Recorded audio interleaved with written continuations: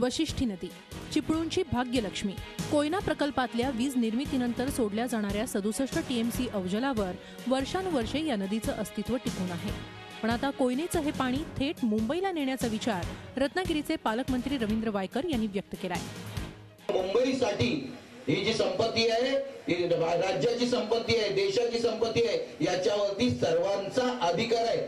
तुम्हाला उपाशी टाकून कोण नेत नाही, पण तुमच्या माध्यमातून फुकट जाणार पाणी जर मुंबई शहराला नेलं, तुमचीच कच्ची बच्ची तुमचेच नातेवाईक राहणारे आहेत, जर त्यांना मिळालं तर कुठे चुकतं हे मला पहिले सांगून द्या. आणि म्हणून कोणी पळवून कुठलंही नेत नाही. तुमचे पोट सर्वांचे भरल्यानंतरच आपल्याला सर्वांना ते घ्यायचंय. तर आधी कोकणची तहान भागवा, मगच उरलेलं पाणी मुंबईला घेऊन जा, असं म्हणत रवींद्र वायकरांच्या भूमिकेला पर्यावरण मंत्री रामदास कदमांनी विरोध दर्शवलाय. 67 टीएमसी पाणी कोयनेचं जाऊन समुद्राला मिळत आहे. ते पाणी आज कोण सांगितलं असेल, बोलत असेल की आम्ही ते मुंबईला घेऊन जाऊ, ते कदापि शक्य नाही.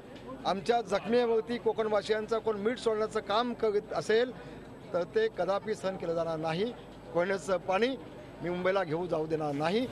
पाणी हा वादाचा विषय होऊ नये असं म्हणत केंद्रीय अवजड उद्योग मंत्री अनंत गीते यांनी वायकर आणि कदमांचे कान टोचलेत.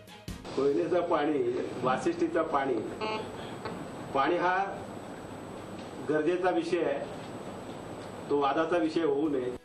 आघाडी सरकारच्या काळात कोयनेच्या वाया जाणाऱ्या पाण्याचा योग्य वापर करण्याच्या दृष्टीनं एक सर्व्हे करण्यात आला होता. पण योजनेचा अफाट खर्च पाहता त्यावेळी हा विषय मागे पडला. पण आता नदीजोड प्रकल्पाच्या माध्यमातून हे पाणी मुंबईला हलवण्याच्या हालचाली दिल्लीवरून सुरू झाल्याचं बोललं जातंय. पण या निमित्तानं शिवसेनेतच मतभिन्नता असल्याचं समोर आलंय. प्रणव पोळेकरसह bureau report, Zee media, Ratnagiri. Zee 24 तास रहा एक पाऊल पुढे.